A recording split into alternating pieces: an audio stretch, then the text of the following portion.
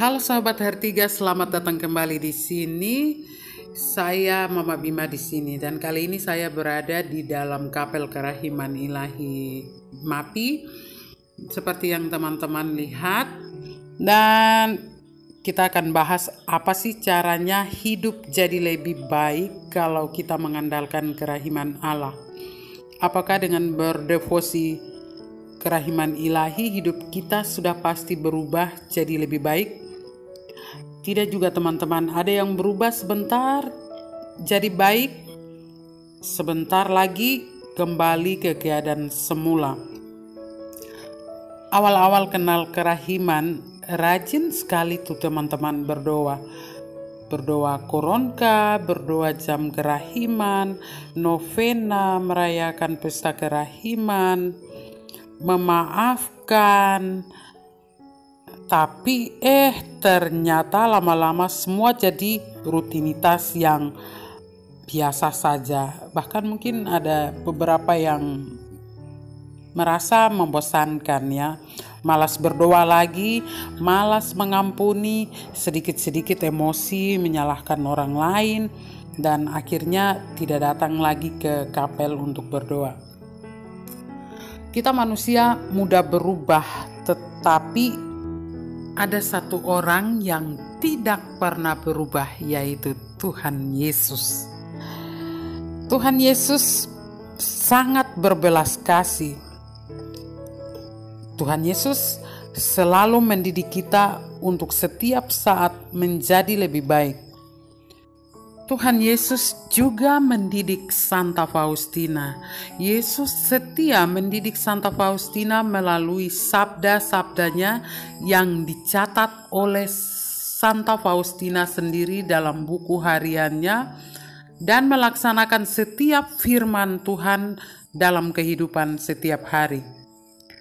Penyebab utama kegagalan setiap manusia jatuh dalam kesalahan dan dosa adalah terlalu mengandalkan diri sendiri. Mengandalkan diri sendiri adalah kata yang mengarah ke pribadi yang sombong, angkuh, acuh tak acuh, merasa hebat dari yang lain, egois, keras kepala, iri hati, pemalas, cepat emosi, dan seterusnya, membuat manusia kehilangan rahmat Tuhan.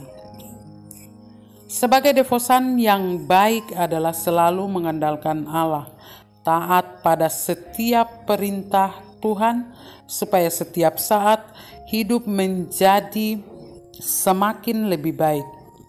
Satu kutipan catatan harian Faustina yang sangat menarik saya kutip dan ingin saya bagikan, yaitu di buku harian Faustina nomor 294. Saya akan bacakan ya teman-teman. Bersikaplah seperti seorang pengemis yang ketika menerima lebih banyak derma daripada yang ia minta, tidak berkeberatan, tetapi berterima kasih dengan lebih berapi-api. Engkau pun tidak usah berkeberatan dan berkata bahwa engkau tidak pantas menerima rahmat lebih besar ketika aku memberikannya kepadamu. Aku tahu engkau tidak pantas, tetapi bersukacitalah selalu dan ambillah harta dari hatiku sebanyak yang dapat engkau bawa, karena kemudian engkau akan lebih menyenangkan hatiku. Dan aku akan menyampaikan kepadamu satu hal lagi. Ambillah rahmat-rahmat ini bukan hanya untuk dirimu sendiri, tetapi juga untuk orang-orang lain. Yakni, doronglah jiwa-jiwa yang berhubungan denganmu untuk mengandalkan kerahimanku yang tak terbatas. Oh, betapa aku mencintai jiwa-jiwa yang mengandalkan aku sepenuhnya.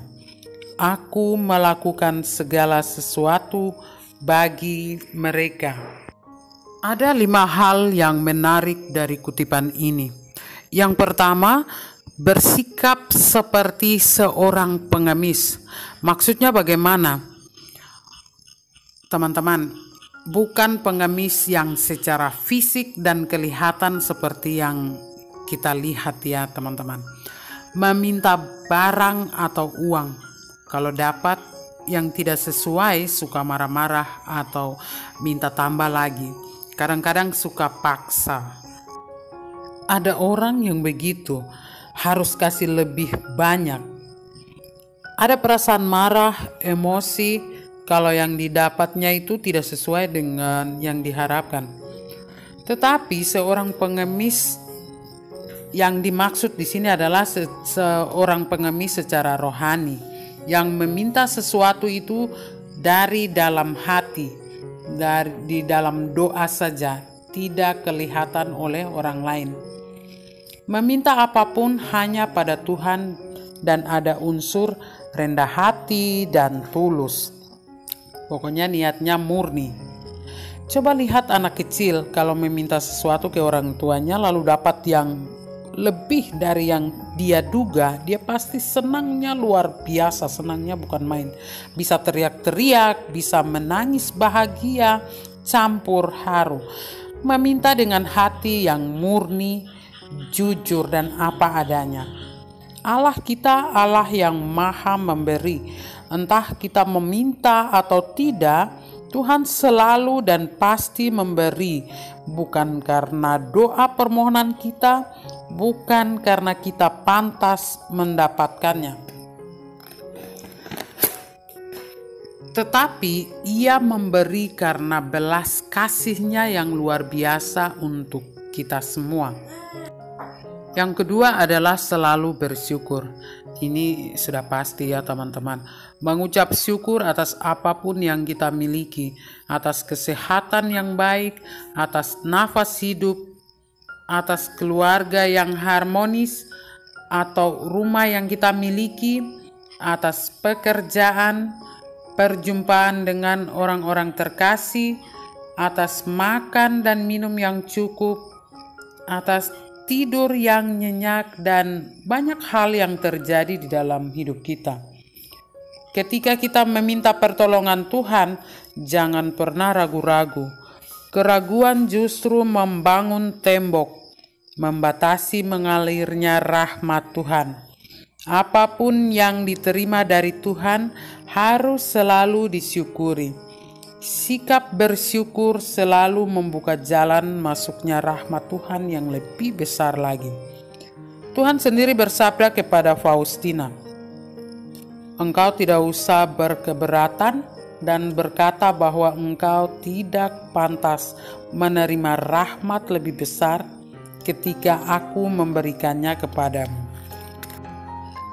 Jangan protes atau merasa tidak pantas mendapatkan rahmat. Selalu ingat bahwa Tuhan itu sumber segala sumber dan maha berbelas kasih. Ia bebas memberikan apapun yang kita minta. Ia memberi itu karena kasih-Nya yang sangat besar untuk kita semua. Sehingga bersyukur atas hal-hal baik dan luar biasa adalah sikap manusia yang mengandalkan Tuhan. Dengan bersyukur kita menjadi lebih baik, lebih damai, lebih lega, dan lebih peka terhadap kebaikan-kebaikan Tuhan.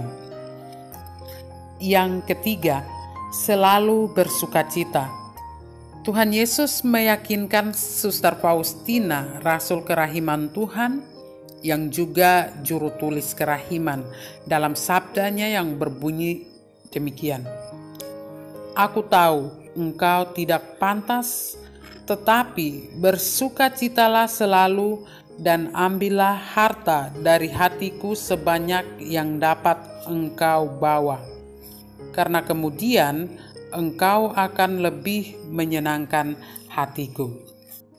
Kita semua tahu kita tidak pantas, tetapi sebagai anak-anaknya kita pantas bersukacita menerima harta warisan Tuhan.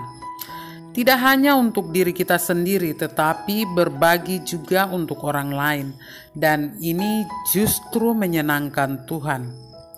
Sebagai guru, kamu menerima rahmat untuk mendidik dan membuat anak-anak didik menjadi cerdas dan memiliki masa depan yang bagus. Sebagai petugas kesehatan, diberikan keahlian menyembuhkan orang sakit.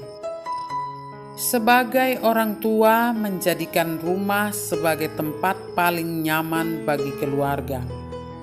Sebagai petani, kamu punya rahmat dari Tuhan, bisa menanam sayur, merawat dan menyediakan untuk orang banyak. Dan apapun profesi kamu, itu adalah rahmat yang kamu terima dari Tuhan. Berbagilah untuk orang lain, dan itu tentu menyukakan hati Tuhan. Berbagi kebaikan untuk orang lain dan melihat mereka senang, pasti hati kita juga puas, penuh sukacita, dan inilah yang menyenangkan hati Tuhan Yesus. Yang keempat, menjadi penyalur rahmat. Apapun yang kita dapatkan, kata orang, ada titipan orang lain juga yang dititipkan melalui kita. Misalnya ini dapat hadiah kue ulang tahun ya teman-teman. Tidak mungkin kita makan sendiri kan. Pasti berbagi untuk orang lain. Apalagi di tahun-tahun belakangan ini, waktu ada tetangga kena COVID, ada yang memberi makanan, minuman, sayur, beras, vitamin, dan lain-lain. Juga waktu terjadi banjir bandang, gempa, orang ramai-ramai mulai membantu evakuasi mereka yang mengalami banjir dan gempa. Dan masih banyak lagi ya teman-teman. Tuhan Yesus sendiri tuh bersabda kepada Faustina, dan aku akan menyampaikan kepadamu satu hal lagi. Ambillah rahmat-rahmat ini bukan hanya untuk dirimu sendiri, tetapi juga untuk orang lain. Firman Tuhan yang sangat menarik sekali kepada Santa Faustina juga, seperti yang kita tahu dan kita biasanya dengar di bacaan kitab suci, bahwa apapun yang engkau lakukan untuk orang-orang yang paling hina ini, engkau lakukan untuk aku.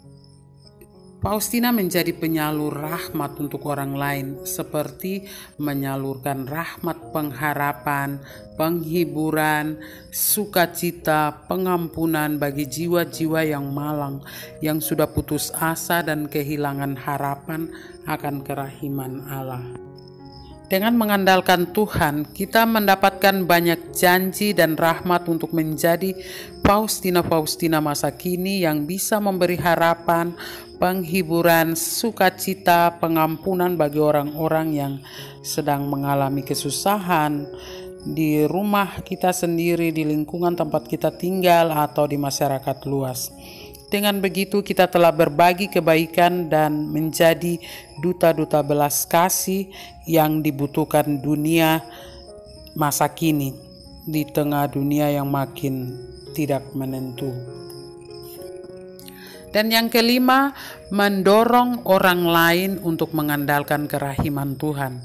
Suster Faustina bukan seorang yang super hebat, yang suka berkhotbah, dan dia juga bukan seorang guru yang mengajar atau suka memberi renungan-renungan hebat seperti para suster kelas 1 di biaranya. Tetapi sikap hidupnya, teladannya, karya-karyanya, hidup rohaninya, kesaksian hidupnya telah menjadi satu kekuatan luar biasa besar yang menggemparkan seluruh umat manusia di bumi ini untuk menjadi seperti Santa Faustina, yakni mengandalkan Allah dalam seluruh hidupnya, melakukan perbuatan baik yang berdampak positif bagi setiap orang yang kita jumpai. Tuhan telah mendidiknya menjadi seorang santa yang rendah hati dan taat sepenuhnya pada kehendak Allah. Sabda Tuhan selanjutnya kepada Santa Faustina adalah, doronglah jiwa-jiwa yang berhubungan denganmu untuk mengandalkan kerahimanku yang tak terbatas. Oh, betapa aku mencintai jiwa-jiwa yang mengandalkan aku sepenuhnya. Aku melakukan segala sesuatu bagi mereka. Tanpa banyak kata-kata, hanya melalui sikap hidupnya, hidup rohaninya, Faustina mampu menggerakkan dunia untuk kembali kepada kerahiman Tuhan. Sebagai devosan kerahiman ilahi, kita perlu meneladani sikap Santa Faustina, mendorong setiap mereka yang kehilangan harapan untuk merindukan kerahiman Tuhan dan selalu mengandalkan Tuhan dalam hidup setiap hari. Demikian sahabat Her3, para devosan dan pecinta kerahiman ilahi. Semoga di tahun yang sulit ini kita bisa menimba banyak rahmat kerahiman dan sekaligus membagikannya kepada siapa saja melalui kesaksian hidup kita setiap hari. Dan inilah yang menyenangkan hati Tuhan Yesus. Semoga tahun ini menjadi tahun menimba rahmat kerahiman dan siap menjadi rasul-rasul kerahiman pilihan Allah. Itulah 5 langkah hidup jadi lebih baik dengan mengandalkan kerahiman Tuhan. Saya berharap video ini memberikan manfaat untuk semua. Terima kasih banyak untuk yang sudah nonton video ini sampai akhir. Jangan lupa subscribe, like, dan komen. Juga bagikan video ini ke siapa saja yang kalian temui. Saya Mama Bima, sampai ketemu kembali lagi di video berikut. Bye-bye.